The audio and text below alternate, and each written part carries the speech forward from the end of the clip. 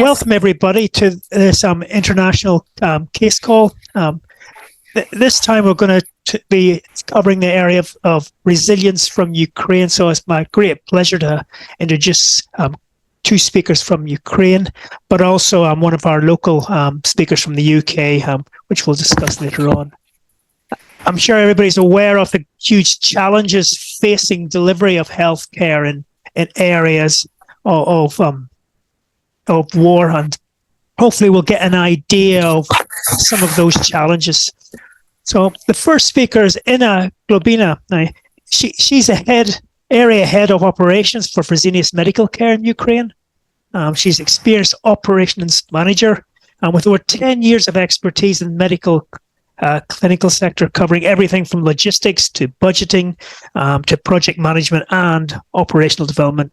She specializes in optimizing business processes, crisis management, and guiding clinics through challenging conditions.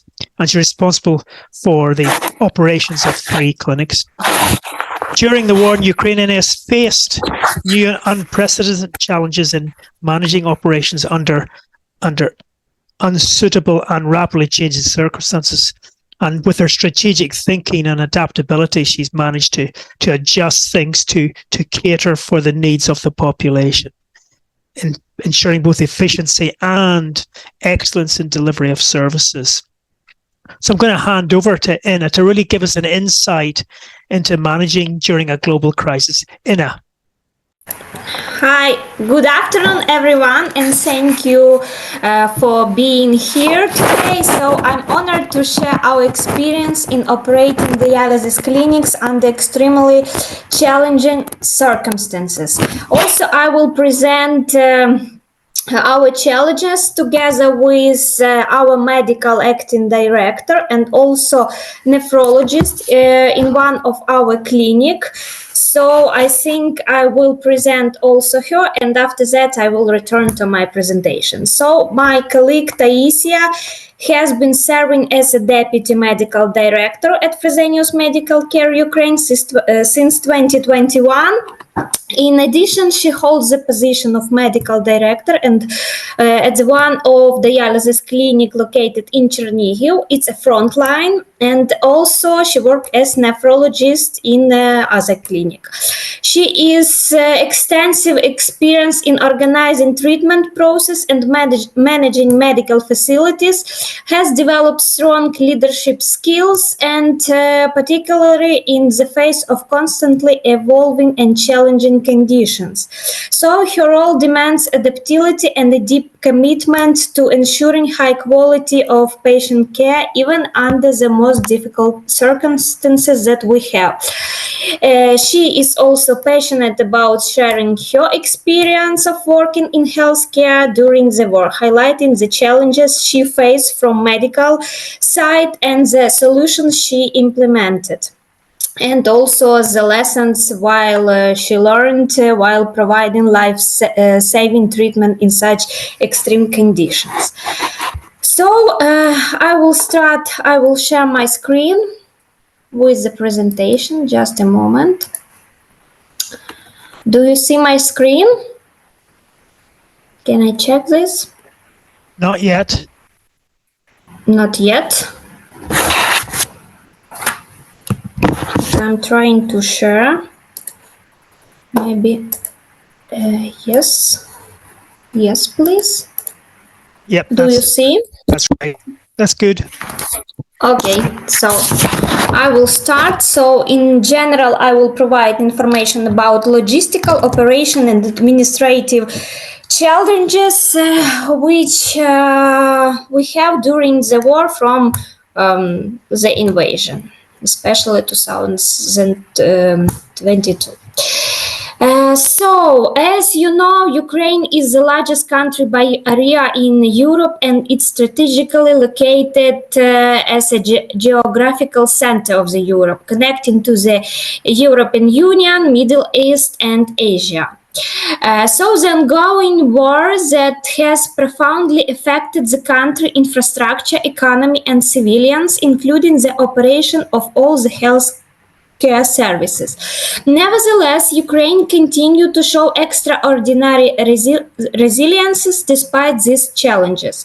So, as far as maybe you know, Ukraine has faced with the challenges since the beginning of the conflict in 2014, facing the aggression from the Russia Federation. Which started from the annexation of Crimea and the conflict war at the Donbas region. After that, on 21st of February 2022, the invasion started also from Russia Federation. In this difficult time, healthcare, especially dialysis, is a critical need, yet we faced significant barriers. So the infrastructure, supply chain and safety concerns we deal with daily are beyond what most healthcare facilities around the world have to face. But in the face of these obstacles, we remain steadfast in our mission to deliver care to our patient and that they are needed. So a little bit facts about Ukrainian clinics. In general, we are working at Fresenius Medical Care and our company is a subsidiary. In response to the war, we currently operate in 3 clinics in such cities as Cherkasy, Chernihiv and Kharkiv. So Cherkasy located in the center of the Ukraine, so it farther from the front line. This clinic provides stability and support for other two, as Chernihiv and Kharkiv was a little bit suspended from their activity. Chernihiv is located near the border with Belarus and Russia and has faced challenges but remains operational. And Kharkiv is located in the eastern part of Ukraine and is and close to the front line. This clinic has experienced direct conflict impacts but continue also to operate under such difficult conditions. Before the war, we also were under constructing of the first clinic, but everything was suspended due to the uncertainty and the ongoing conflict. So still all the clinics are operating. And also I can provide you the information that before invasion, we in 3 our clinics, we had 315 patients on HD, and after invasion on 21st of February, we got 252. So a lot of patients left our clinic, especially Chernihiv and Kharkiv one, and moved to other countries or to western part. So in general, so today we will be discussing about the main challenges we faced with and our Ukrainian dialysis clinic. So in general, I will divide it on several groups: safety risk, protecting staff and patient in high-risk zones, infrastructure breakdown, power, water, fuel shortage affecting on our operation due to providing the dialysis treatment, supply chain problems, shortages in critical disposables, medical supplies, and blockages of logistics, and some movement restriction according to the limited access to the clinic or to the cities, curfews, and some active combat zones. So, and many more issues. Each of these is a battle on it's our own, but we also recognize that they are all interconnected. If the logistic fails, then after that patient do not receive the life-saving treatment they require. For example, if we lose power, dialysis treatment cannot be continued. If supplies cannot be delivered, it can impact, pharma or medicals, it can impact on their health. So our approach to tackling these challenges has been multifaceted and adaptive, relying on the strengths of our team and our commitment to our patient. Over the next slides, we will outline how we have managed these circumstances, what we had implemented, our solutions. From power backup system to innovation ways of securing medical supplies and ensuring safety of our staff and patient. So we have born some maybe strategy of our necessity. So in general, you see the main challenges what we have. And also, in general, I will provide the general approaches and our reactions. So, for example, safety risk, which we got. We try to protect our employees and patients, so we ensure that we have even small protection for the windows.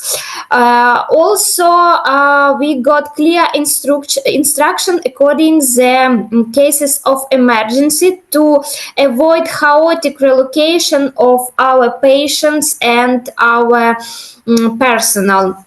Taisiia for sure will also add a lot of information from her side when she will get her time. The second point is infrastructure and logistics issues. For example, we have a lot of blackouts. So we have no electricity, no water supply.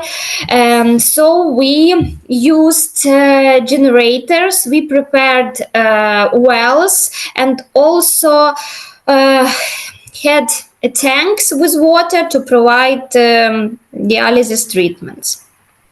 Also, based on logistics issue, we have some problem with patient movements. They refuse to get to our clinics. So in sometimes we appeal to the authorities to help patients and so on. In other case, we provide a taxi for our staff to avoid the delays for shifts. Then also, we, according to the war, our state provide martial law. According to this, we have the problem with movement restriction from city to city. So based on this, we also asked our authorities, city authorities, for city passes. We provide covering letters and appeals to them, just trying to make it more clear and to have some movements across other cities and other clinics. Also, we have some other point, it's mobilization. I will also add on the separate slide about this effect on our operations. So the next point is supply chain problems, but somehow it was covered by humanitarian aid from other countries. So we are so grateful for your support in these cases. Also, we purchased some goods, I mean disposable materials, pharma, for more than even 6 months, just to have some storage, or even we try to use some analogs. So, of course, Taisiia will add about the shortage of treatment time and the priority for treatment in her presentation. Also, we have one more problem with communication and connectivity to the internet. With some period of time we didn't have internet connection, so our company provide us with Starlinks. So it also helped us. Satellite phones were provided for the main administration personnel to have the connection between us, I mean office and the clinics. And also we have the problem with the connection with our database based on the previous problems, so we decided to use paperwork in such cases. Also, one more problem that we faced, it was security threats. So nobody in Ukraine isn't protected from direct missile attack. So we need to use shelters or some rule of two walls to protect ourselves. So in general, also dedicate to these threats, we provide some water and food for our personnel and patients for different changes according to the war. We also provide for both of our clinic evacuation of employees, staff, and employees and patient, and some staff, some medical priority staff, and also made the decision of suspending activities. So in general, I also will provide you maybe with more detailed steps just to understand how many work were done by our team and how many steps we need to perform just to make a small solution. So in general, Cherkasy clinic was the hub for other clinics. In general, we need to check the workload of employees, accommodate evacuated employee and patient, check the disposables and equipment. And after all these points were done, we can work as a full capacity. Then the absence of water supply. We performed additional works for the preparation of well to supply the water for dialysis. So it was the alternative solution at the time when we have massive blackouts after Russian attacks. Also, the absence of electricity have the direct impact on water supply in Ukraine. So, in case we do not have electricity, we do not have water supply. So the third point is the absence of electricity. We had provide clinics with the generator. It also took a lot of time to buy, to deliver them. But additional steps in this point is additional work, setting up a switch up for them and fuel dispatch. So after that, we can use the generator. So one more problem was the absence of disposable and pharma. I had already told that we bought some consumables, pharma, from 3 to 6 months to make some storage at our clinic. And also look through the alternatives. So we have some maintenance even in case of different situation. Then the protection and safety. We prepared basement. Only one of our clinic has the basement, so we prepared, made some repairments to provide treatment in the basement. So also we covered the windows with some boxes and protective membranes in some of clinics to protect the first floor or the second floor of the clinic.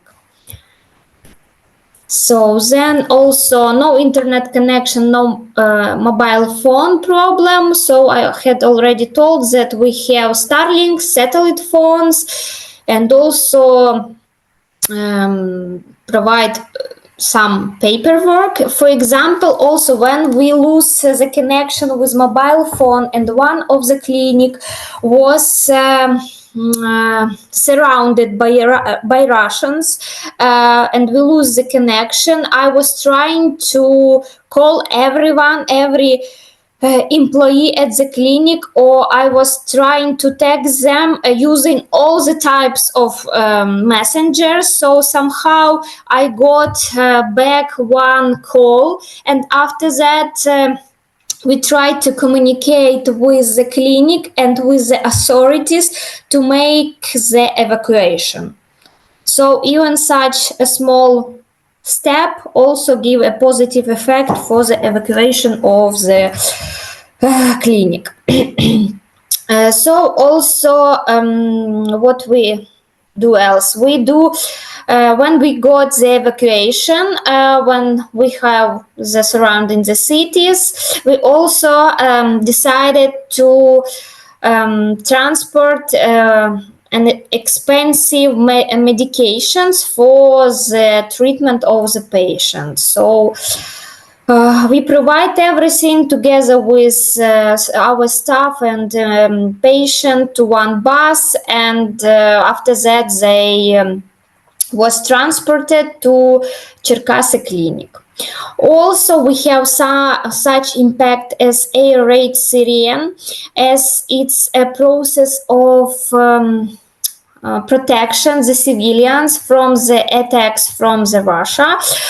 So in such case, sometimes we have the impact from this because we are trying to provide treatment during this, but somehow from operational point of view, not from the safety one, but from operation, sometimes it impact on the delays. For example, patients or our employees, as we have a huge traffic jams after air raid siren is over. So, in general, I would like to talk about impacts on cost. In general, all the areas was impacted directly from invasion. For example, our revenues.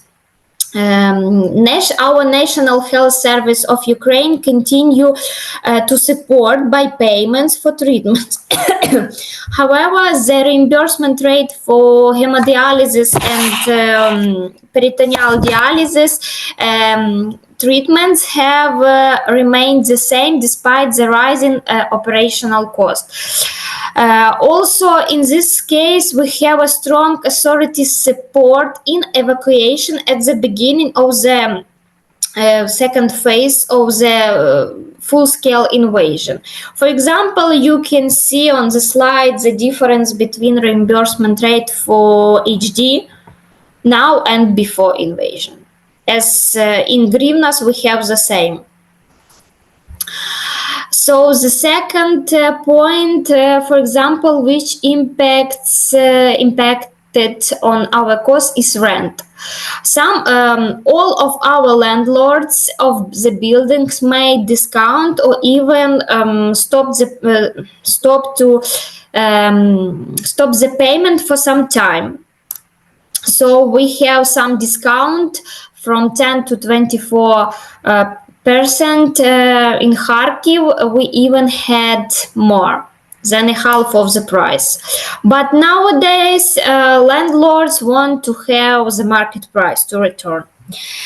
The positive impact on our costs that we have, it was humanitarian aid. So it was like an aid on some consumables or some one-time consumables, for example, or some disposables that were provided by our company and so on. So nowadays we do not have any humanitarian aid for private entities, as we are a private one.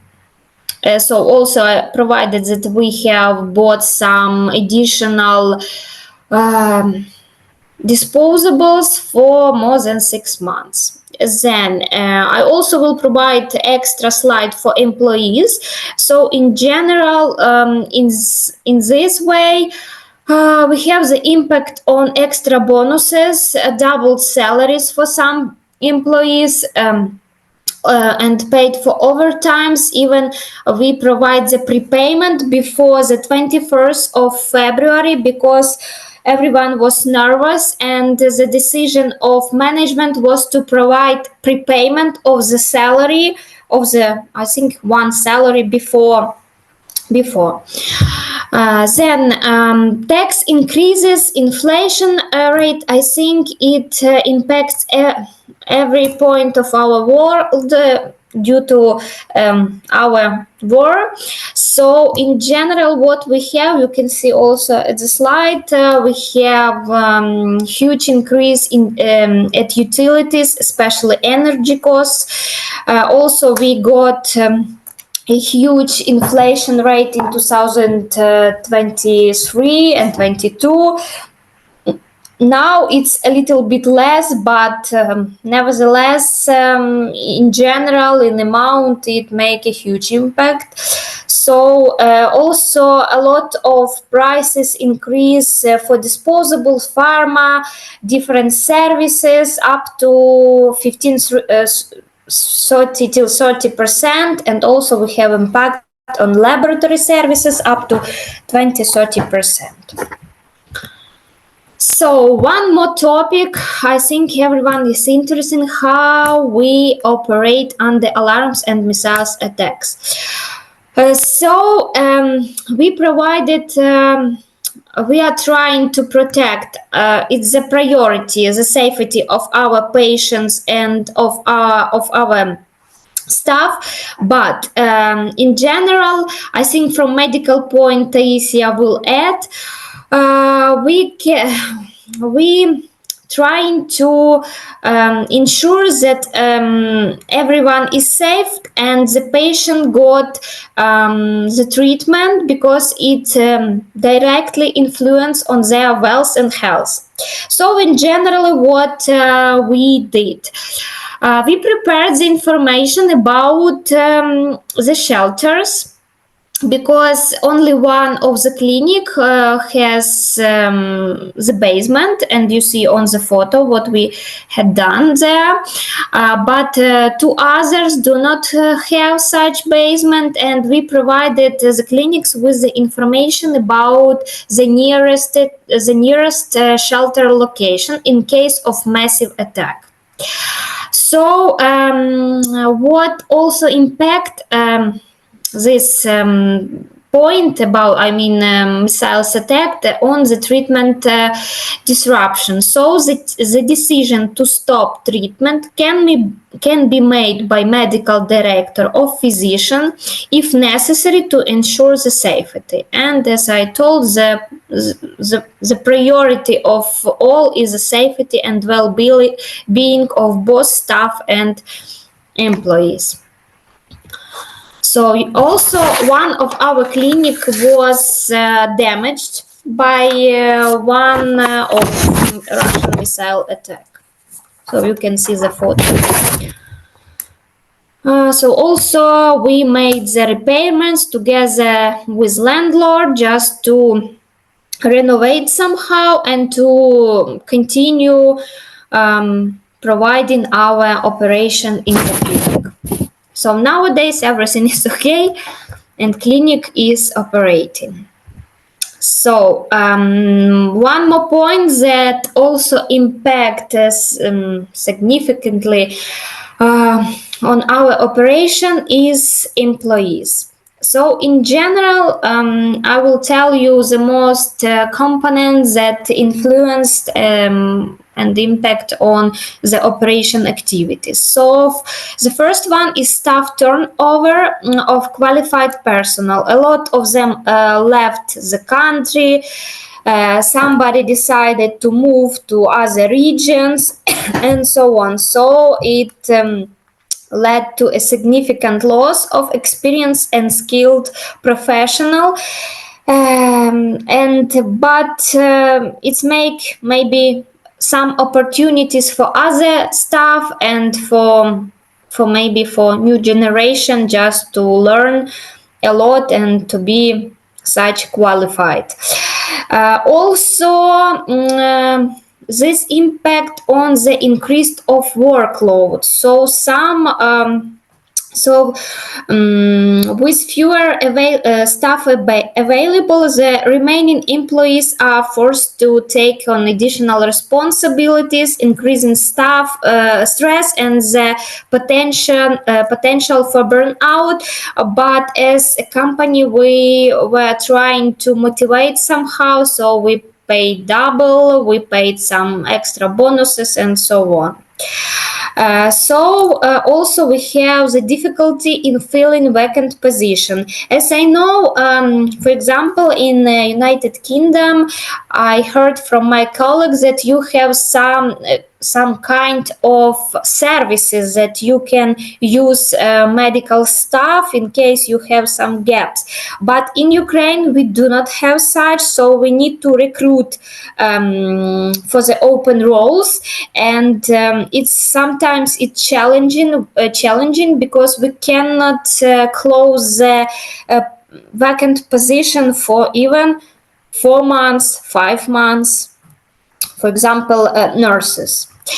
So also the war impacts on the maybe mental health of the employees, because a lot of traumas, a lot of psychological effects is done, which impacts on their productivity, focus, and overall job satisfaction. Also, we got some increase in tensions and conflicts, because based on stress from external factors has led to more internal conflicts, maybe misunderstanding, and make maybe sometime the team members a little bit toxic or less cooperative work environment. So everything impact from the stress. So these points reflect the specific challenges being faced by business and employees in Ukraine due to the war, emphasizing the need for additional support and strategies to mitigate these impacts.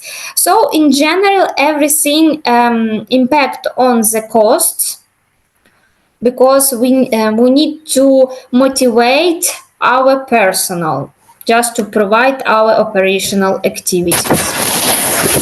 So one more point, according to our personnel, is mobilization. As you know, we have martial law, which consists of the need of the male part to defend our country. Also, we got some employees were mobilized. It were one nephrologist, one surgeon, and one technician. So this point impacts on our workforce, as we lose the experienced employees, which disrupting daily operation and affecting productivity. Also, our business sees that we cannot plan and make some decision based on this. Also, it impacts on employee morale and engagement. It impacts on their emotional status, moral trust, and engagement among the remaining staff. We have some legal and compliance risks that employers face legal challenges in supporting mobilized employees and going according to the regulations. Also, we have some maybe stress from relocation resources, managing smaller teams, and maintaining motivation in such uncertain time. From our point as a company, we are trying to protect our employees, but it's not maybe uh, I can explain the situation that we need to be in compliance with law and prepare a lot of documentation to book or to reserve our employees. So it's a huge process. Still, we are trying to book them, but we are trying to do this from 2022. So nowadays, we do not have such protection for our employees. So in general, also how we support and manage our employees. We have several points here. It's evacuation and relocation. It's team maintenance, mental health support, financial support. For example, evacuation and relocation, we have relocates our employees from Chernihiv and Cherkasy, up to 30 employees, and also covering the housing costs, for example. Then we suspend some labor contracts of our employees up to 10 employees. It helps to employee to better understand if they will if they will leave the country or will continue to provide their operations here. Also, we financially maintain the team in non-working clinic up to 15 employees for maybe more than 1 year. Also, our company provide not the Ukrainian one, but with the support of Global, the telephone support line with a psychologist, just to protect somehow our mental health. And also we provide financial support with employees. We have some care fund, we have some financial help. So also we provide bonuses over overtimes, and also some of our employees got damages, so also we helped to them. So everything from these points also increased the costs in Ukraine. So one more point, it's patient support. What we have provided, it's we evacuated to Cherkasy with a system of city administration and Ministry of Health, the patient from Chernihiv. We were trying to accommodate or to arrange accommodation for them also with the authorities, so they got the support from administration of the city. Also, we made some evacuations to the western part, to the Lviv, and also the city administration support us. We also made some relocation requests to other countries where we coordinated within the global company, and we also have some PD patients, so we try to provide them with consumables for more than 2 or 3 months, so depending on their available storage. And in some cases, we attract volunteers for logistics.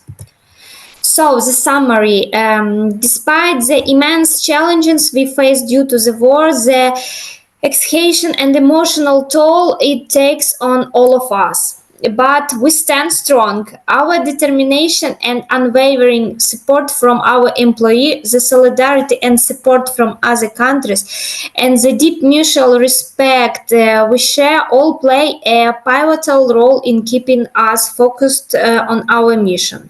We are not just providing healthcare, we are contributing to rebuild our country, showing the world that we, even in such difficult times, we continue to care, to persevere and lead with compassion. Together we are making difference, and with every patient we treat, we are creating a brighter future in Ukraine.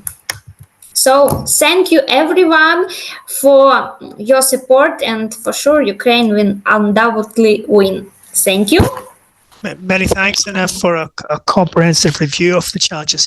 There's a few questions in the chat, and I would have people who are on the call, please do put questions in the Q&A, and we'll try and answer them. One of the questions that was asked was regarding the numbers of dialysis patients. You've mentioned that you started with over 300 and then it dropped to 252. What about new patients starting dialysis? What happened in terms of managing that? So a lot of patients were evacuated, for example, for western part, and also Taisiia will make the clarification in this point, as we have some communication between patient and between clinics. So we make it a team work between all the Ukraine, because it was really chaotic. The patient decided to go somewhere to the western part, and they even didn't know if there are any dialysis clinics and so on. So I think Taisiia will add something regarding this question. And the second question, were the patient east of Kharkiv that were in a next region? Yeah. So where were there patients in East Kharkiv that were in the annexed regions deprived of kidney treatment? For example, patients from Kharkiv were evacuated, some of them to Lviv, it's a western part, some of them to Cherkasy, and some decided to go somewhere else. About the people who was, so in general Kharkiv, not the most part wasn't annexed, but in some cases who decided to be at the Russian part, I mean next part, they were trying to look for hemodialysis there. So we cannot provide the treatment at the next region. So they were trying, I think, who decided to be on that side, they were looking for treatments in Russia. Thank you. Another question's come in about the links you have with social work.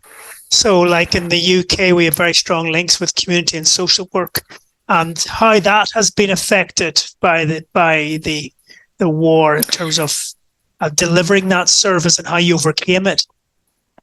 You mean what we are doing as a social part, or what is the direct question? So in terms of social workers, so do you have social workers who look after patients and help? No, we don't.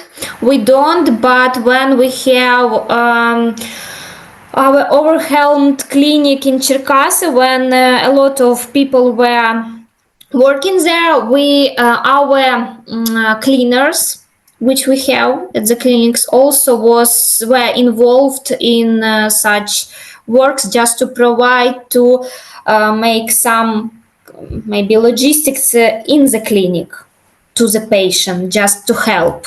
So in such case, we do not have any social employee. Okay, and you mentioned about during times where you may have a missile attack. In terms of what you need to do, how practical is that? You know, you've got an impending missile attack, you've got 30 patients on dialysis, getting them off dialysis and down to the bunker must be a bit of a challenge. Yes, a little bit, yes, for sure. So in general, we were trying to collect all the information about this in case how we need to react. So in general, we need from 5 till 7 minutes just to break the treatment. After that, just several minutes to to go to the shuttler because the shuttler is near, for example, in every clinic. So approximately 10-15 minutes it will cost for employee just to go to the shuttler together with patient. And somehow also we have a bad patient, I mean the condition that they need to have some support, and also our employees will try to support them. But the decision to break down the treatment is on physician and medical director side. And my final question is regarding the flexibility, because clearly some patients may not be able to get to the unit because of the blocks in the road or other problems. So how much flexibility is there in the system to allow them to attend, say, the next day for dialysis? For example, in case we have spare place, we can provide. But in general, everyone knows that it's better to be on time. But also we are flexible to provide such treatment. Also, we have such kind of patients that are living ahead a long distance from the unit, but they are trying to get the treatment, for example, twice a week, not 3 but twice. But a duration of the treatment will be a little bit more. Great. So it's also the variant, okay, the option. Great. Thank you very much, Inna. That's a fantastic start to the meeting, a great talk. So I'm going to move now to our second speaker, who's going to really tell us a little bit about the main clinical and operational challenges faced when running a nephrology unit. It's really a physician's perspective. And Taisiia, is that, if I said it correctly? Is that the name? Taisiia? Taisiia. Taisiia. Right, that's going to be a challenge for me. So I'm going to hand over to you to tell us a little bit of a physician's perspective. Okay. Thank you for such opportunities to share our experience. And I want to say that I hope that will be useless for you and will never come into your houses and to your country. But it's life, so I want to tell you about the problems we had to face after the start of the war in Ukraine in terms of organizing medical care for dialysis patients. It's my agenda.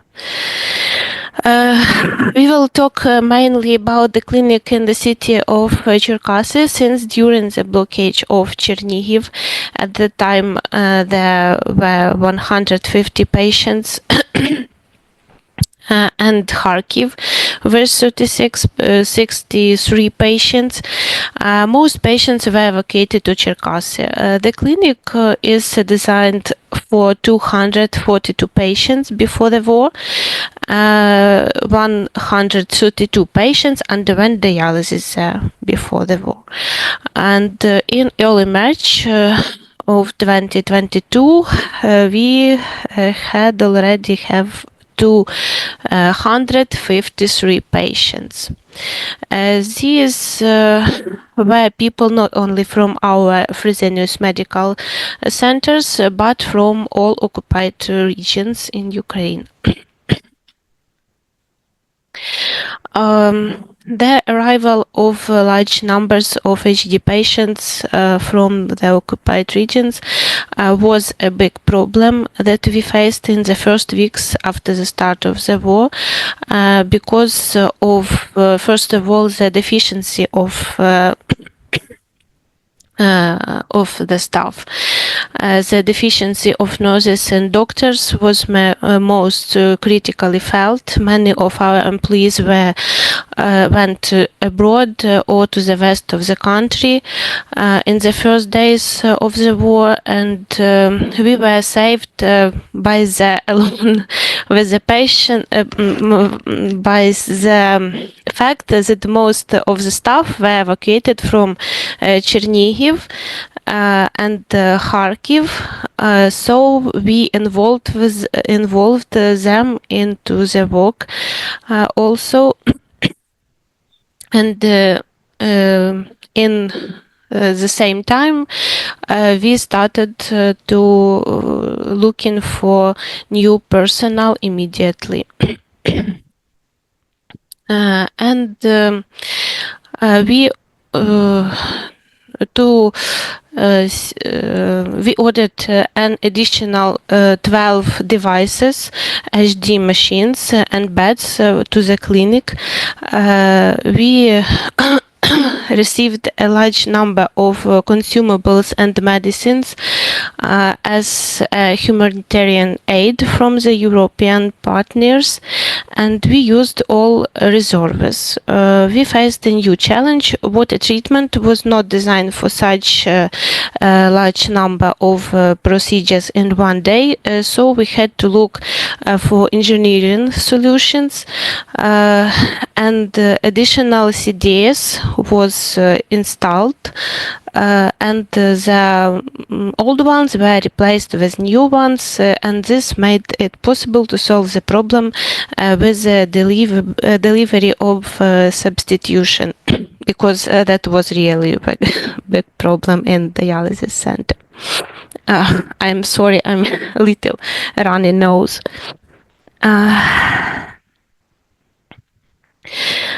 The second problem was running clinic with curfews and limited power supply. Curfew, maybe you know, is a time when people cannot be on the street of the city. So we couldn't work according to the usual schedule of the clinic. And to solve the problem with the limited opening hours of the clinic,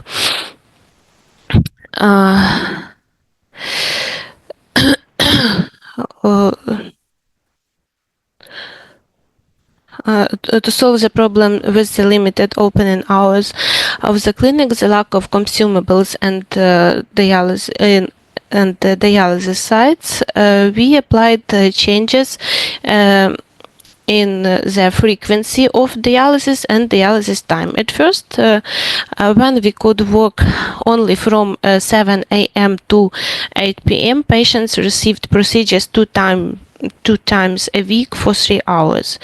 That was 3 dialysis shifts. Patients were provided with recommendations on diet, lifestyle, and medications. And we also had to write an appeal to the local military administration with a request to provide transportation for our patients, since public transport didn't work for the first few weeks. We are very grateful to the volunteers at the local authorities, everyone who went to the meeting and helped with the transportation of especially patients with especially handicapped patients. We have also developed an algorithm for the actions of staff and patients in the event of missile attacks and when the alarms sounded. Since the time required to disconnect all patients from hemodialysis takes about 1 hour. That is very big time. It was decided to stop the motors of the HD machines and disconnect patients without returning blood to the patient in case of danger. Needles were fixed, and all staff and patients went to shelter. In the shelter we had first aid kits, which we prepared in advance, and everything necessary to remove needles and hemostasis. But I want to see that that was only once or two times because now we have more information. Is this attack is very dangerous, or we can continue the procedure. Now medical director or a doctor can decide. And I want to say that most of patients don't want to disconnect because they want to feel better. In cases when power cut off, we switched to generator power. The power of the generator was enough to supply power of the entire medical center with the simultaneous operation of 40 dialysis machines. Sometimes shutdowns were planned and we could connect the generator in advance, but in case of emergency shutdowns, technicians and engineers had to switch to backup power already during the procedure. They worked all the scenarios well on Sunday when the clinic is closed. So it took about 10 minutes of the time in working days, and we didn't have any we don't have to disconnect patients. Everyone continued the procedure without problems. The second challenge was limited laboratory work and limited access to medicines during treatment process. The laboratory, which with we signed a contract, couldn't fulfill our orders since it was located in Kiev. At the time, this was difficult logistical problem. Therefore, we found a local laboratory in Cherkasy, signed an agreement to perform laboratory tests. However, they didn't have a delivery service to pick up blood samples from the clinic, so we also organized the delivery ourselves. I would like to add that it was the only laboratory that worked at the time, because all of the others are network companies with central office in Kiev and Dnipro. We significantly reduced the laboratory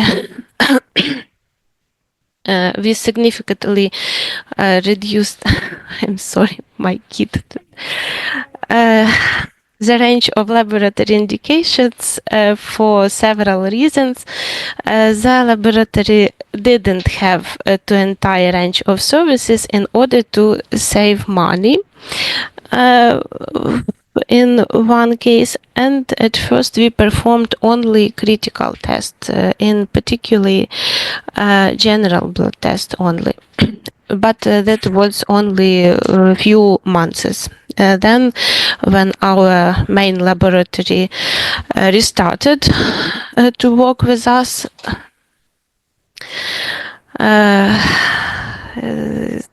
we started to make all necessary blood tests for our patients. The big challenge was managing PD patients. For patients on peritoneal dialysis, we have developed special recommendations together with the Institute of Nephrology. Disturbed them among nephrologists and patients through social networks, in our page on Facebook, also in patients groups in messengers, and special and we created the special messenger groups for nephrologists, and there we shared information not only about PD management of PD patients, but also about opened dialysis units in all Ukrainian areas and regions, also in European clinics. And this information helped the patients to find a clinic in that region where he was evacuated.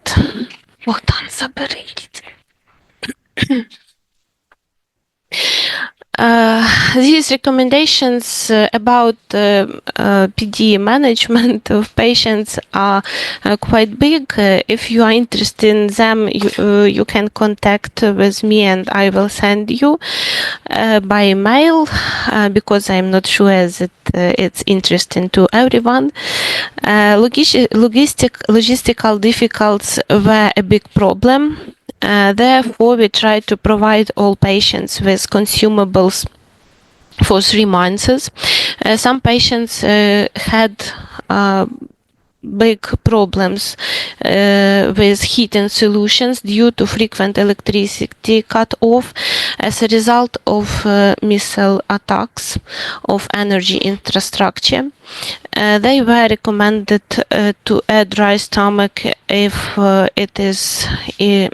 it was impossible to carry out the procedure for more than 8 hours. Dietary recommendations were provided. Antibiotics were issued by us for the treatment of peritonitis.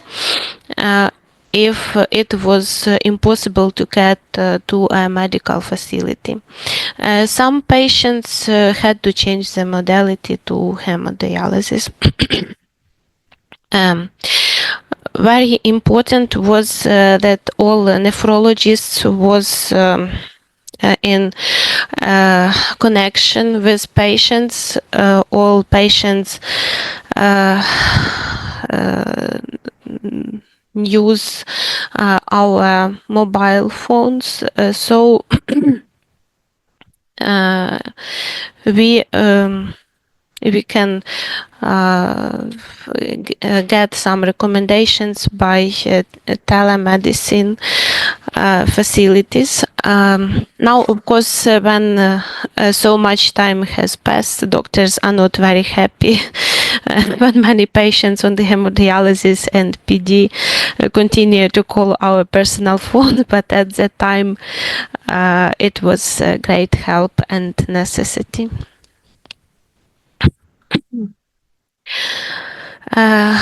Also, I want to say a few words about overloaded medical personnel. At first, about 2 months, in fact, everyone worked partially without feeling tired, perhaps under the influence of stress or adrenaline. At work, there was relative security, clear processes, communication with the usual circle of people, even despite the constant sounds of explosion, warplanes, missiles, and alarms. At work, everyone just did a clear job that helped reduce the level of anxiety. However, after a few months, people were exhausted. The excessive workload on the staff was caused not only by working with patients, but also by the excessive amount of work with medical records. After the outbreak of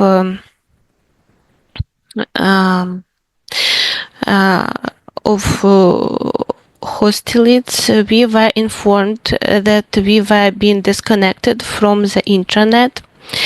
Therefore, we had to urgently generate medical statements and save patients' medical data in paper form. All medical records for dialysis were kept on paper, and we had to move all dialysis diaries and patient tests to our medical database after restored it. It was information for 2 or 3 weeks, as I remember correct. It was this process took a lot of hours of work for doctors and nurses.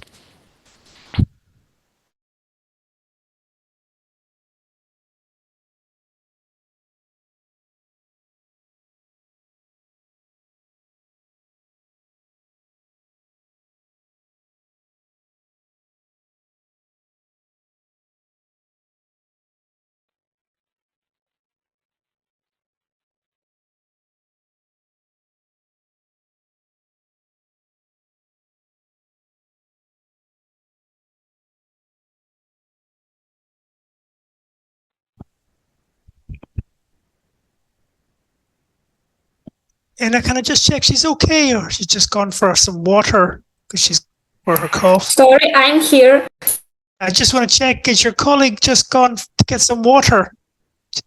Or Maybe something went wrong because I also was dropped out from the meeting. Maybe some connection point for both of us. I will just check. Just a moment. thank you.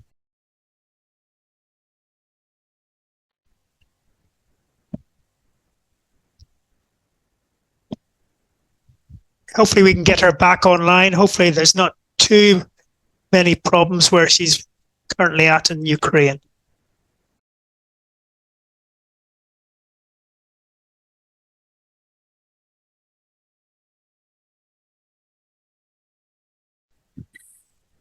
I am sorry. It's okay.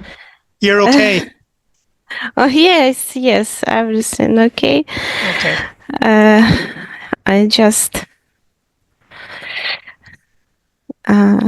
I just lose connection.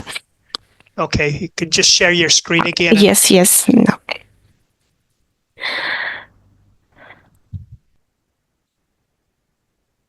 Do you see my screen? Yeah, that's great. Yes. Okay. Where I stopped that about the process of paper work. Yes.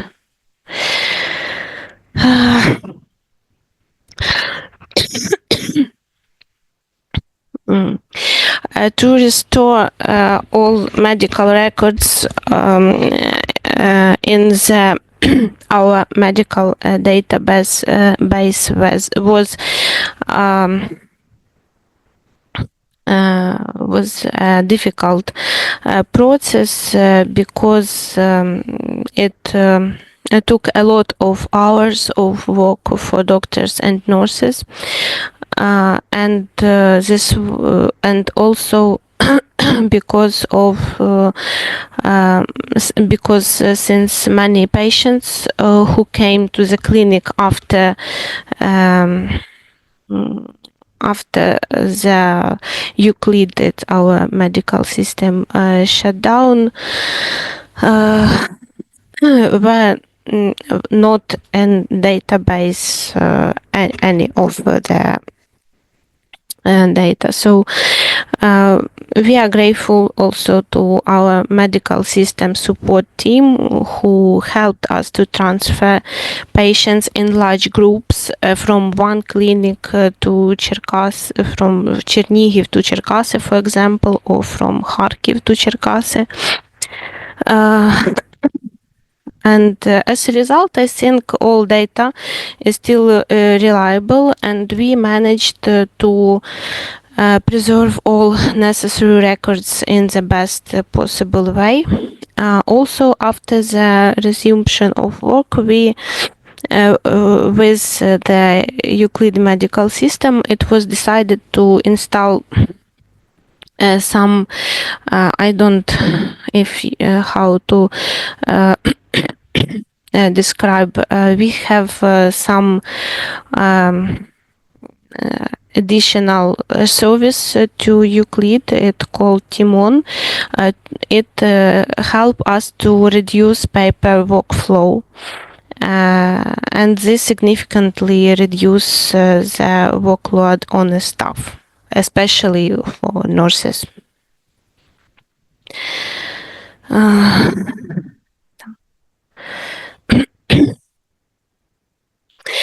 Of course, all measures we applied had impact on quality of patient care. Our KPIs didn't look the best. You can find details on how patients' treatment rates have changed in an article by the respected Stefana Stewart who conducted a detailed analysis in 2023 about about that period. On this slide, you can see a small table that shows changes in the number of patients, dialysis time, and these indicators worsened, but it was expected. But I think the main thing is the patients survived, and now they feel quite good.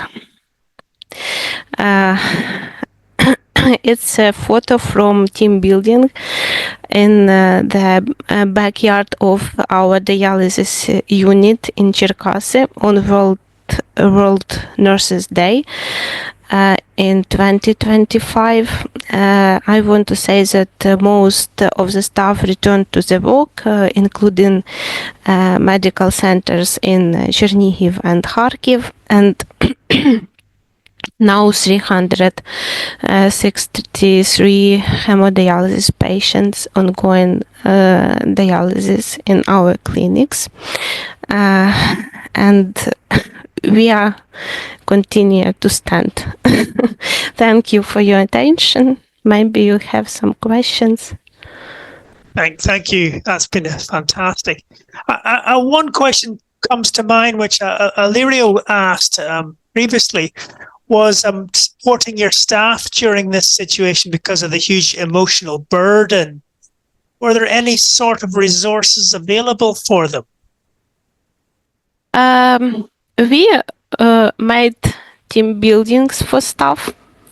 Our company supported our staff financially in difficult situations.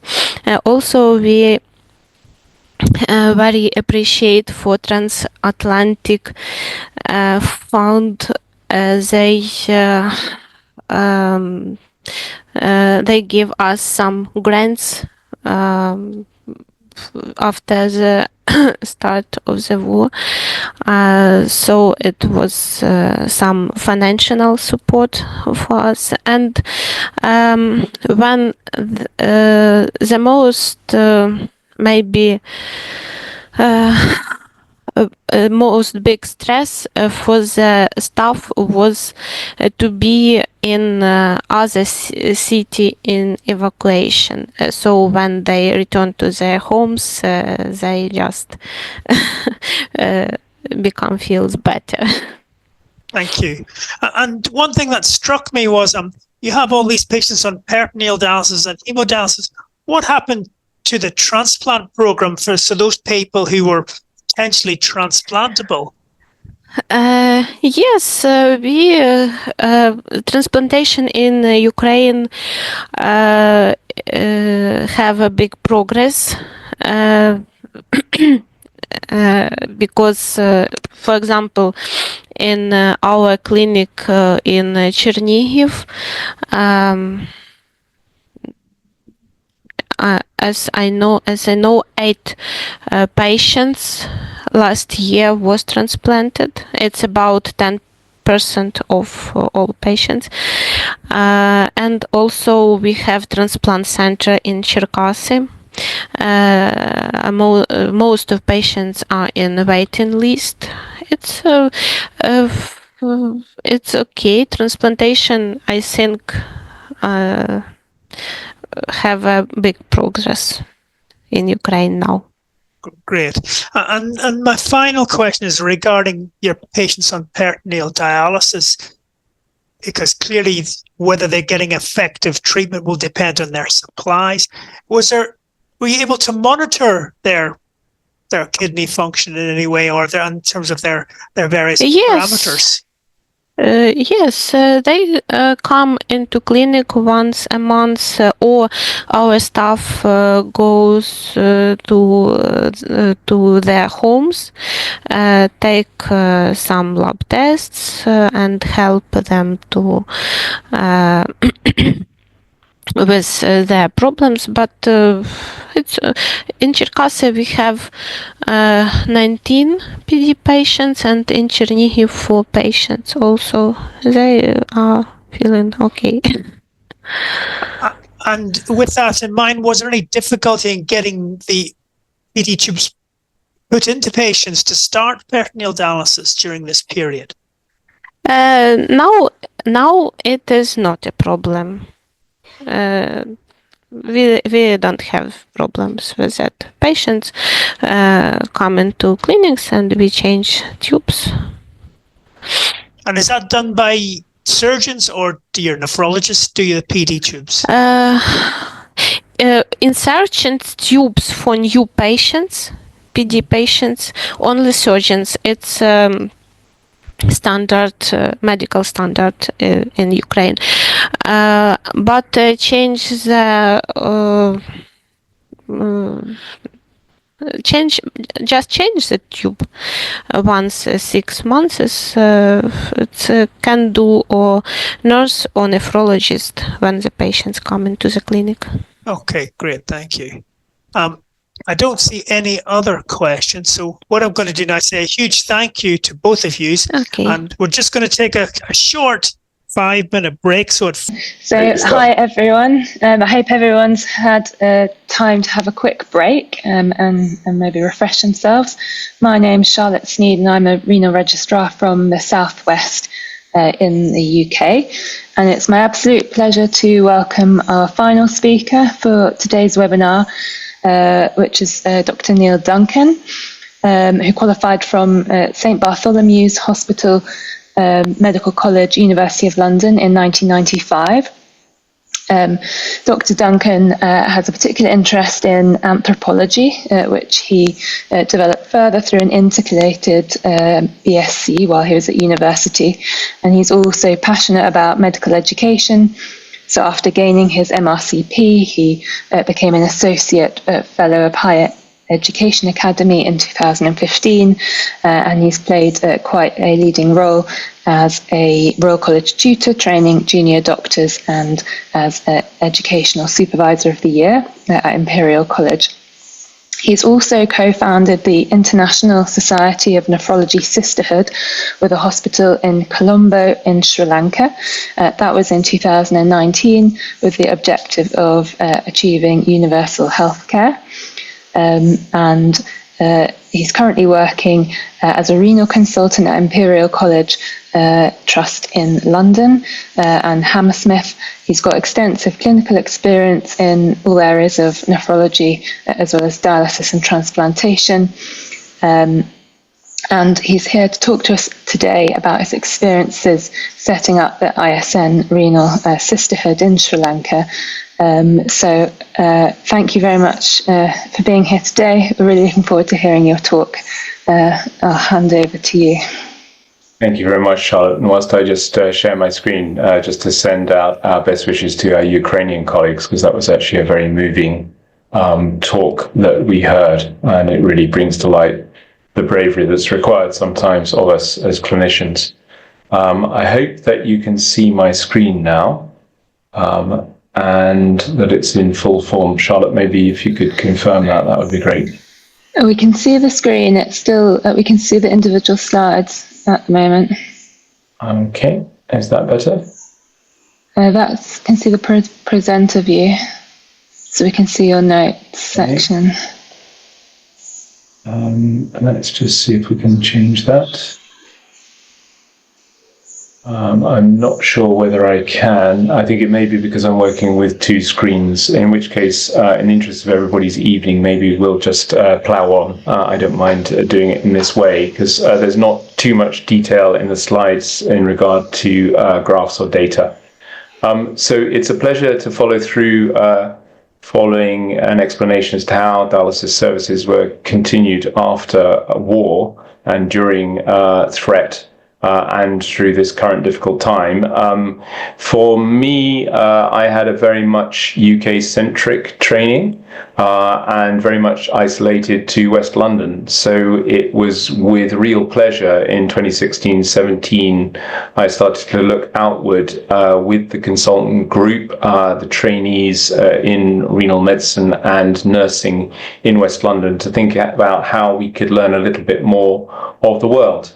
And so we approached the ISN ultimately for renal sisterhood, but I just wanted to share with you how we went about setting that up. So our emotion was really to share knowledge, experience and resources, and we wished to find a champion. And I took advice from other people, Mark Harborough among them, who advised looking for a local leader who shared similar intentions in regard to improving the well-being of people treated for renal failure. At the time, we had a fantastic registrar who was Sri Lankan, and she helped us navigate the politics to find the right person within the Sri Lankan community, where we would not be subject to concerns around sort of funding, and we personally would not find our actions tokenistic, and where we could really set up a useful work. The great advantage to Sri Lanka is that we share a common language, English, although, of course, the native languages spoken are Sinhalese and Tamil. It did help us greatly to be able to talk in a language that could be understood without translation. And I think I'd send out great praise to any other programs that liaise with places that don't have English as a language. We went with huge cultural humility and also in the recognition that other groups were working in Sri Lanka. There'd been a long-term relationship, for example, from the Royal Free, from the Transplant surgical program. And one of the reasons to talking to Mark was to respect, listen and learn from others. And our desire was to work in a truly multidisciplinary way in which renal works, which we all value so greatly and what attracted us to the subject. We wanted to have a program that synchronized both with the clinical practice in the center and also with the process of education. And we recognized also we were somewhat limited in our resource of time, and that certainly outreaching to community work or environmental work that was very fundamental in regard to public health was probably not possible, but liaising with an evolving specialist centre that had a resource and helping to improve and develop it was really where we wanted to sit the project. So we basically reached out to try and build relationships before there was any aspiration for a formal collaboration. And it was Dr. Chula Harath who was recommended to us, who had actually been the founder of nephrology as a specialist subject in Sri Lanka, and had set up the renal training program. I'll tell you a little bit more about the number of nephrologists in Sri Lanka and the scale and geography of the island in a minute. But shortly after the period we were thinking of doing this, he was naturally passing through London on his way from an international meeting. And he literally came for breakfast at the Hammersmith Hospital for a period of 2 hours. But it was quite clear that personally we could get on extremely well. And what followed was a useful visit from Dr. Shamila Pilamatawai, who wished to increase deceased donation. So she's not a nephrologist, she's a Sri Lankan anaesthetist, and she wanted to talk with our anaesthetists with renal expertise and our organ donation coordinator in intensive care, and learn a little bit more about how she could commission deceased donation from her ITU settings. So after those first two informal meetings, we essentially decided that we thought the right place was their centre, which is the Sri Jagadnapura Hospital in Colombo, and this is a picture of it. Which is far from deprived as a centre. It was formed on a plan that was donated to Sri Lanka by the Japanese.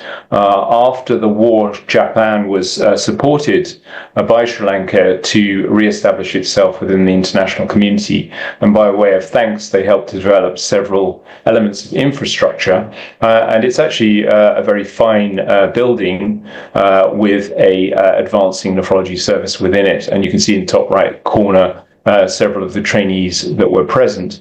One of the things we thought would be very useful would be to develop virtual links. This was 2018.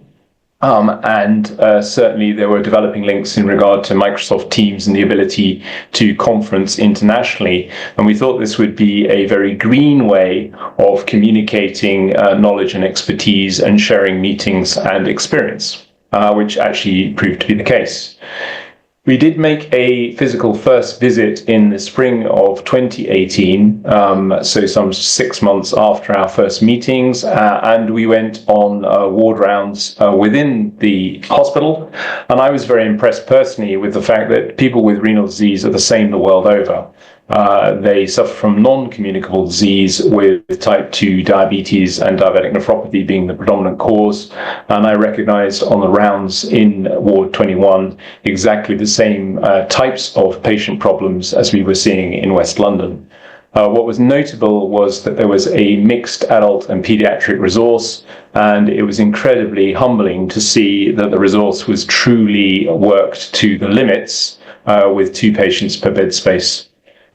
We also engaged with Neill, who's the prominent person in the picture below, who was the consultant urologist, who was single-handedly with trainees working flat out to provide urological services and transplantation with huge levels of commitment, productivity, and an active quality improvement program.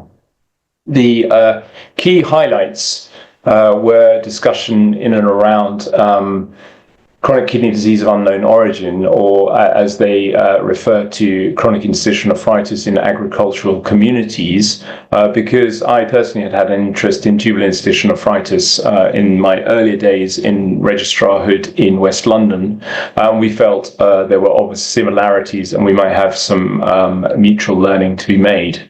We went to histopathological meetings and found that the histopathologist had a renal interest but no experience, and it was very clear that we could very quickly provide peer support by linking her with our histopathologist in West London, Terry Cook at the time, and Candice Rufos as became. I have put down biopsy in a mug because on the return from that trip I'd been given a present which was a mug with the hospital initials on it. It was stuffed with tissue paper. When I opened it up, inside was a sample of a renal biopsy. And then I shortly later got an email saying, could you run it for EM? There's no electron microscopy outside the National Hospital in Colombo. The case was a case of monoclonal gammopathy that they thought was of renal significance, and they were seeking an analysis to confirm it. And once again, humbling, based on their clinical skill, they were absolutely right. And what we simply did was the confirmatory test to prove it. We also talked with them about transplant planning, where tissue typing is performed by the transfusion specialist. And as many will know, in the developing world, transplantation takes the form solely of live donation. And so there's a big drive to increase the resource of that by developing ABO incompatible programs. So we were beginning to get a sense of what their clinical direction might be with us, and seeing that there were certain elements of our expertise that could resonate and help. Whilst we were interested in chronic interstitial nephritis in agricultural communities, what is clear and has continued to be the case is diabetes is an overwhelming threat. And so in that very first meeting, we engaged with the endocrine community and what was the diabetic renal czar at the time, Dr. Neill Somasundaram, to understand the limitation in resource for monitoring and therapeutics. And I got a really clear idea about how healthcare can be delivered in a non-national health socialized service where your personal purchasing power is important in terms of what drugs you can have and what trade-offs you make in regard to your spend in life for other things in order to optimize your health. We gave some pretty conventional lectures as the three visitors, but it was a really good sense of what we were and that we shared objectives, that we, number one, wanted to develop a robust bilateral training program for trainees, and we wanted to establish ourselves with collaborative clinical projects. At the time, we thought chronic kidney disease of unknown origin or acute kidney injury with dengue fever were interesting. What was interesting in reflection was that the hospital in times of dengue is turned over entirely as a fever hospital. So all the standard work stops and the hospital just manages acute cases of dengue. This was new to me, but of course now in a post-COVID era, this is exactly what we saw in COVID. And I guess in some ways prepared me for what we were to see in West London in 2020. Our strategic aims were to set up a renal sister program, to establish bilateral virtual IT links and to strengthen trusted professional bonds between nephrologists, histopathologists, and also nursing staff. And the feedback from Chula Harath after the first meeting was that we were in harmony and he had no doubts about our objectives and that we were not tokenistic. We then spent several months in virtual academic meetings, sharing our Dialysis Academy, raising awareness of global medicine in West London at the Hammersmith. World Kidney Day has become more of a feature for us, and we contrasted on the differences in resource between our system and the system in Sri Lanka. I've put sharing the concept of social nephrology. I think we have a clear concept in the West with the lack of social support for many of our patients that we need to provide this as a state. What was really clear in Sri Lanka, this was an anathema because the converse was true, where there is no social state, your family provides for you, and it was an interesting reflection from them that this was a contrast. Given what I'd said about the biopsy in a mug and the clear need for their histopathologist to have a renal partner, we started up monthly virtual renal histopathology meetings, which were great because they offered a huge amount of knowledge. And I always say that we learned more than we gave, and those meetings had continued. Radiology was not something that we shared because that, I think, is really a time-sensitive multidisciplinary meeting and really relates to the downstream resource that's available. So that didn't seem to be quite so useful. And we were very privileged to have the director, Chula Harath, present about the possibility of an International Society Renal Sister Program at the Dialysis Academy in October 2018. This emphasizes some nice comparison of scale. Sri Lanka has 20 million people, West London has 2 million people. Sri Lanka at the time, 2018, had 300 dialysis machines. We had 300 dialysis machines alone in West London. They had 25 nephrology consultants by result of his instituting a specialist training program. We had 24 nephrology consultants in West London. So the demand was 10 times greater than the resource in Sri Lanka, which was a very nice ratio to grab people's attention in terms of contributing to the project. These two graphs demonstrate the issues of poverty. The left graph is the prosperity gap and describes the multiplying factor which needs to be applied to an income in order to reach a prosperity standard of $25 a day. You can see that the Sri Lankan position over the years from 1980 to the present day has improved, whereas other places such as Sudan, the ratio has been nearer to 10, and whilst there had been some improvement, has declined through war, and that resonates very much with the Ukrainian experience, sadly. You can see how much we benefit in the UK from a rich environment. And the graph on the right essentially shows that there's been a stasis in Sri Lanka, certainly following COVID, which has had a disastrous international economic impact. And also they were subject to issues of terrorism and political instability, which led to the end of our sisterhood with them in 2022, or certainly its pause.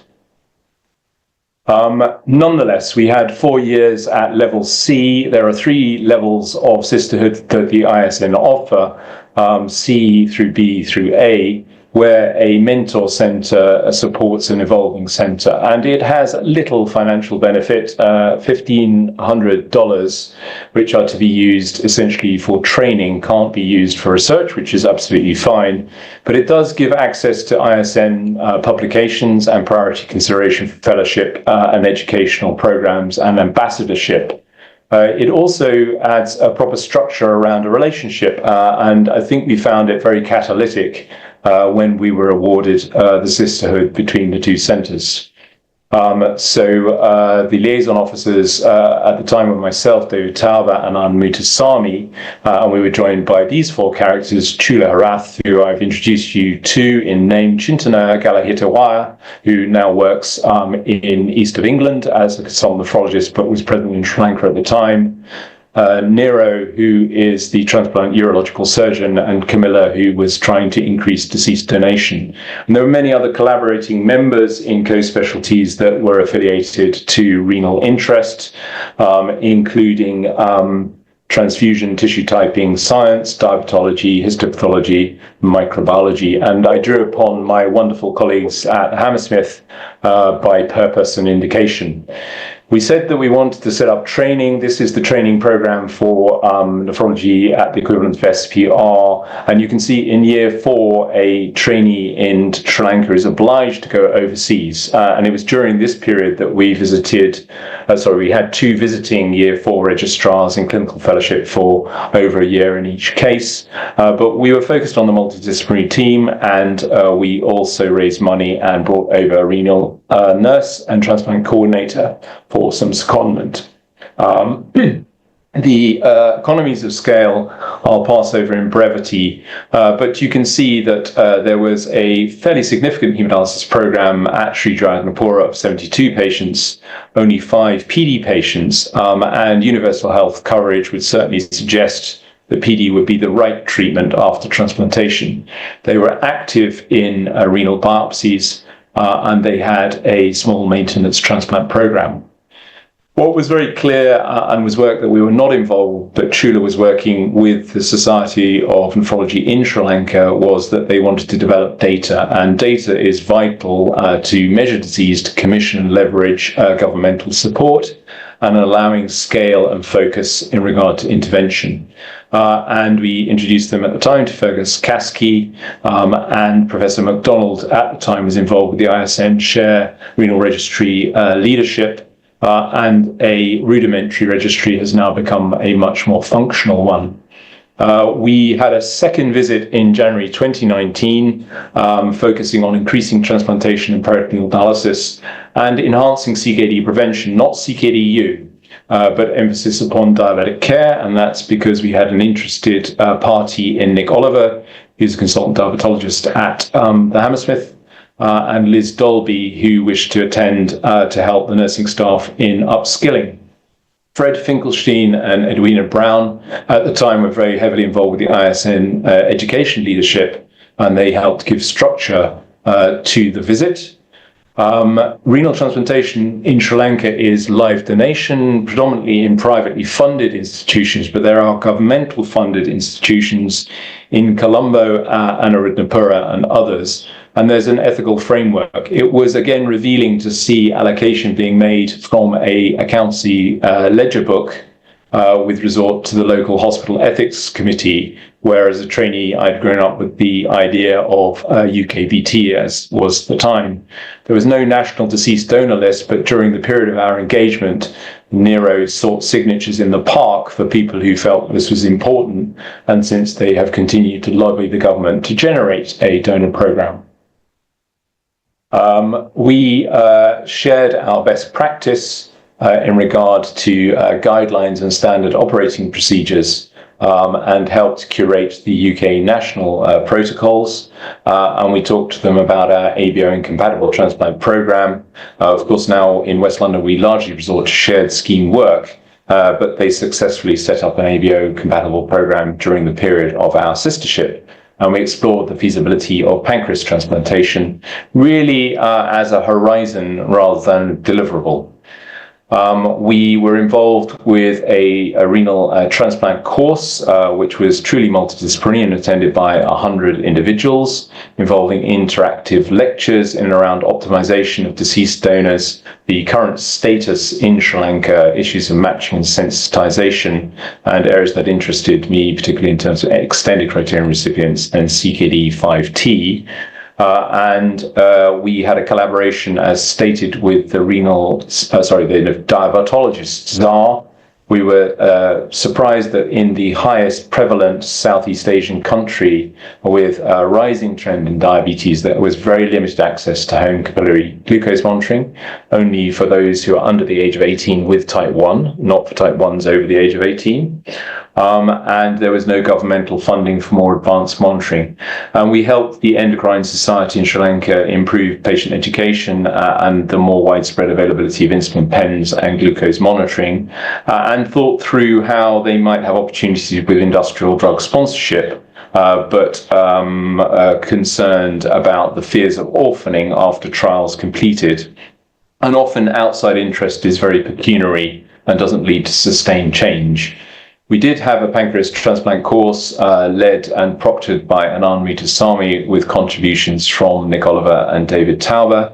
And we had an equal contribution on the course from both the Hammersmith and from the Sri Jayadanpura, again, extremely well attended, with lectures in and around diabetes and diabetic nephropathy, prevention, selection and patient benefits, and how a program might be set up. And Nick talked a little of insulin pump technology. Anand, in the final days of the 9-day visit, ran a hands-on demonstration course with 2 cadavers, teaching surgical technique to surgical trainees in Sri Lanka for organ retrieval, liver transplantation, renal and pancreas transplantation. And that benefited 3 consultants and their trainees and theatre staff. Dialysis in Sri Lanka is extremely challenged. The demand exceeds provision by 10 to 1. And many are on twice weekly, and the majority are lost to follow-up at 1 year, so outcomes are not clear. I mentioned that it was a small PD program at Sri Jayadanpura, but since our involvement, there's been a bigger setup, and certainly setups in the North Central Province, where endemic CKDU exists.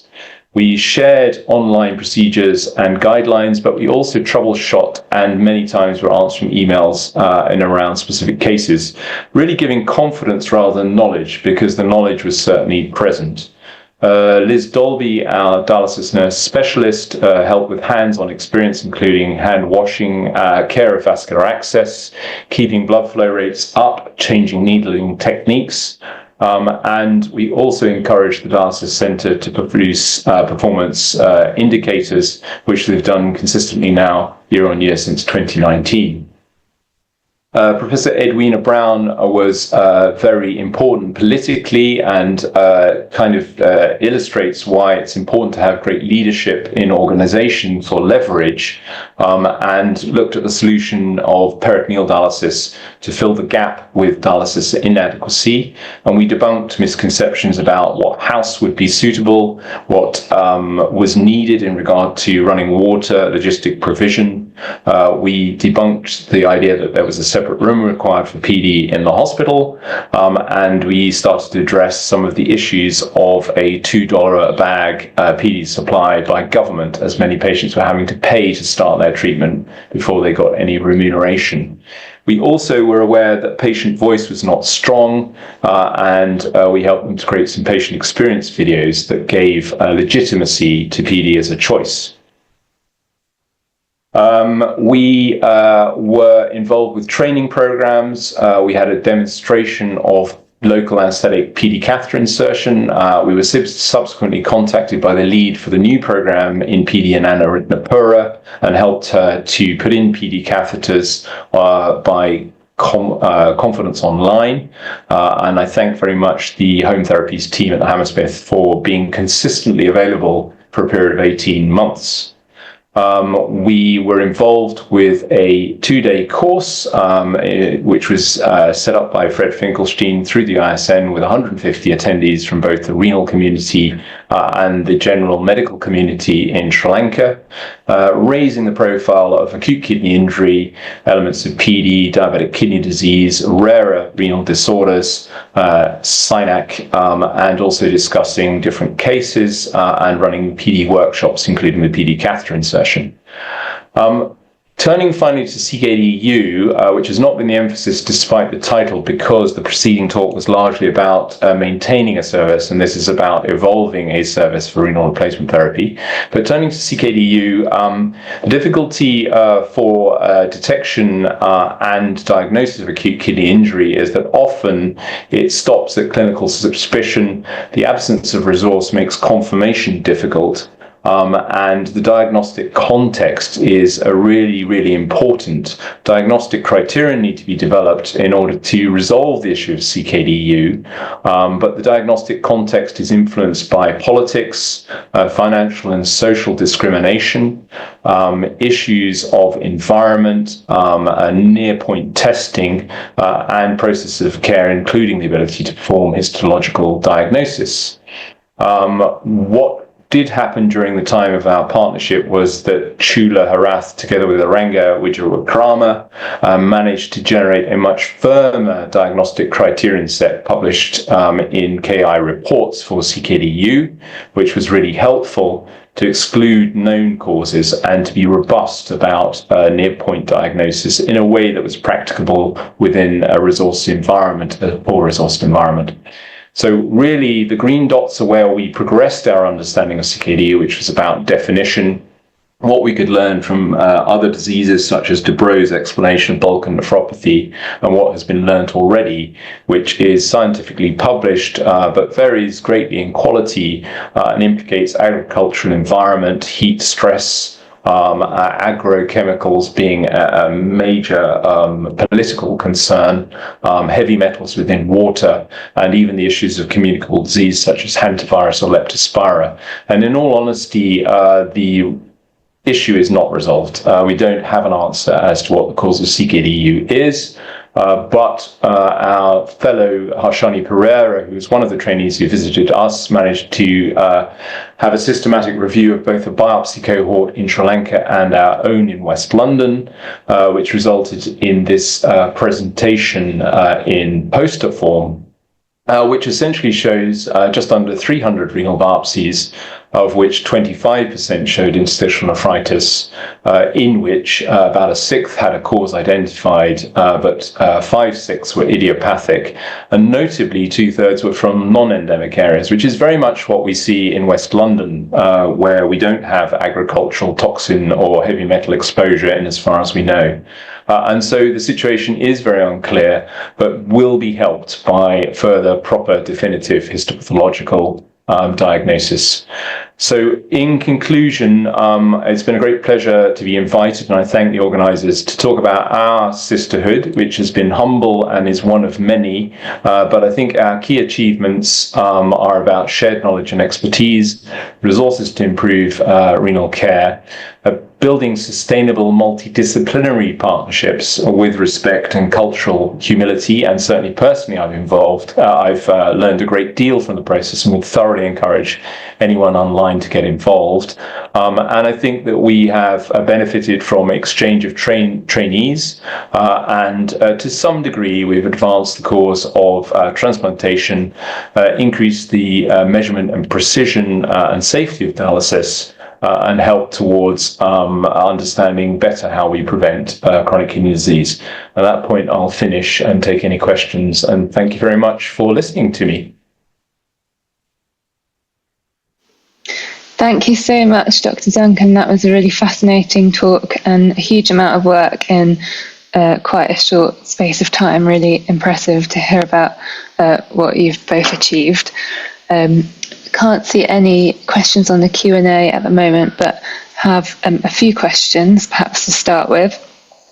I was just very impressed by how, I guess, these things start off often as a a few enthusiastic individuals, and actually to get things going you need the investment of the whole kind of multidisciplinary team and departments, and like you were saying, linking up the histopathology meetings and all the other kind of activities within the department. I was wondering how you managed to build momentum, if there were any kind of challenges that you faced in getting everyone on board, and if how you work that around the existing service provision.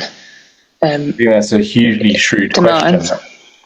I think that's a hugely shrewd question, Charlotte, and I think that we only partially succeeded. I think we were hugely helped by Gayatri Rajkumar, who was the registrar who directed us to Chula Harath. I think we were helped by their attitude, which was hungry for help and extremely warm and welcoming. And I think that was something that went a long way to making the core group very engaged. We are super resourced, and we're super resourced with colleagues with expertise.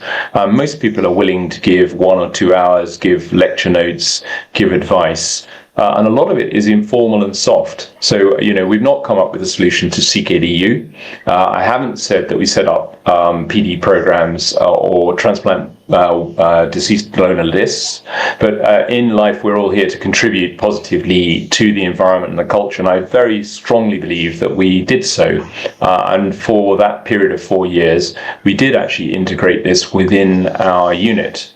But I think you're right. I think that when we set things, it should not just be the pioneers, but you need engagement from everybody on the team who need to be stakeholders in what goes on, and they need to share the direction of what goes on. So I think that we were partially successful. What I am regretful for is the fact that COVID somewhat smashed the project. It allowed us to extend for a second status C a couple of years. And then, like you said, pioneers started, and then the leadership changed in Sri Lanka, and at present it's in dormancy. But things are not forever and need to change, and I hope that we may restart something, maybe in Anuradhapura or another centre. But the whole point of the talk, and I think why Sunil and the team invited me, was really to really advertise the ISN Sisterhood programme, because it's amazing. And my personal gain has been huge, and it's been a pleasure sharing the story with you. I had another question actually, which was maybe for all the speakers, but do you think, have you got any, I don't know, the kind of Ukrainian team as well, maybe once kind of peace is restored, do you think this is something that can maybe be set up, something similar with our colleagues in Ukraine? Have you got any kind of top tips for anyone elsewhere kind of wanting to set something similar up?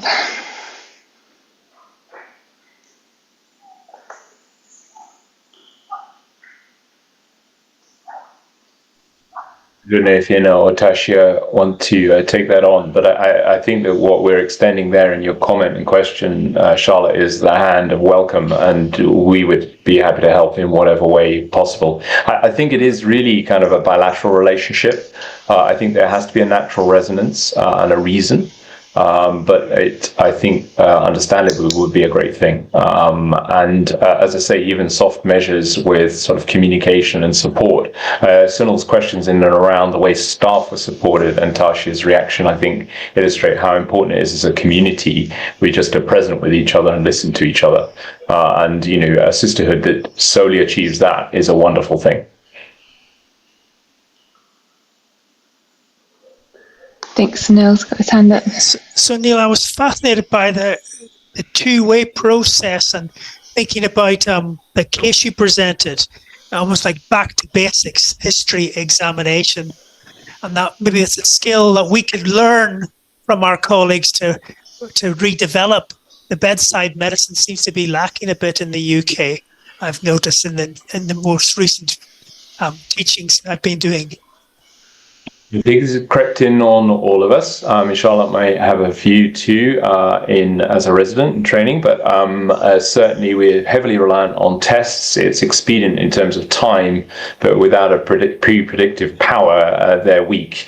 And it is amazing how good clinical skill can get you a long way. And I think that going into a resource environment like that really does teach you an enormous amount. Whether it stopped me sending multifarious expensive tests, it probably hasn't killed curbed it that much, but it has given me a great deal of humility about the fact that, you know, as you say, clinical skills are just as important, and certainly relationships are hugely important. The other thing you sort of alluded to, which I was fascinating, being myself from the Asian continent, is the idea from Darcy's, one of his 3 shifts, hospital to community, and the fact that families take on that role in terms of the community support, which maybe is something we need to think about also if we want to fix the NHS. Yeah. Agreed completely. The other eye-opener for me was, you know, we're very strongly got the idea of salaries. I mean, obviously the concept of zero-hour contracts has certainly been around for a decade or so, but this idea that actually you're only as good as the amount of money in your pocket, and how healthcare is so heavily influenced by that, and that actually our decisions need to be utile. So, you know, managing diabetic nephropathy, one might wish to start an SGLT2I, but starting metformin responsibly and using a cheaper ACE inhibitor are great solutions. And this idea of economy in your pocket and what can be actually achieved and sustained are hugely important and relevant to us as we develop a new and effective service going forward, isn't it? And I was also quite interested, I mean, it's quite stark, isn't it, the numbers you were saying in terms of the difference, the ratio between the demand and the resources, and the number of comparing the number of hemodialysis machines and staff for the quite differing populations. How did decisions get made about who could access dialysis? Was there a prioritization system, or sort of first come, first served, or how did that work? Well, so I'm afraid in that circumstance, my impression was that the patient voice was quite slight, and there aren't really patient organizations. They don't have much leverage. I think that obviously the dollar pays, which is a sadness. I think I found clinicians hugely responsible in the way that Taisiia has illustrated, and the way we behave during COVID. They reach out and they extend beyond what's contracted, but there are limits to that. I think that I would tell you a story. I met a young boy who was a monk, who just received a kidney transplant from his mother.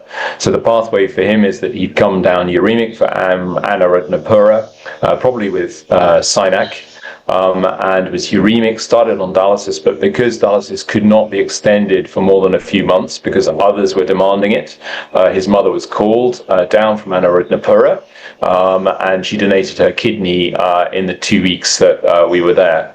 And of course that was an informed consent and freely given, but the constraints of context meant that she had to do it, because without it he was going to be coming off dialysis. Also the journey time from anarytnopura is about 4 hours, so there was no way that she could transit back home or he could transit for follow-up.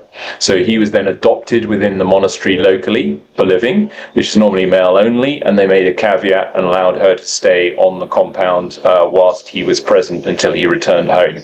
I think what it shows is that, you know, humanity is normally very adept in adversity, but it is painful and there is not enough resource. And the registrar who bravely set up the PD program in anarytnopura did so learning PD catheters online off videos and over the phone with us, which is incredibly brave.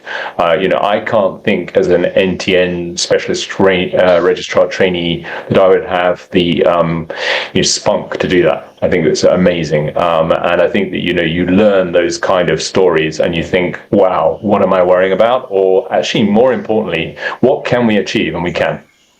Hugely inspiring.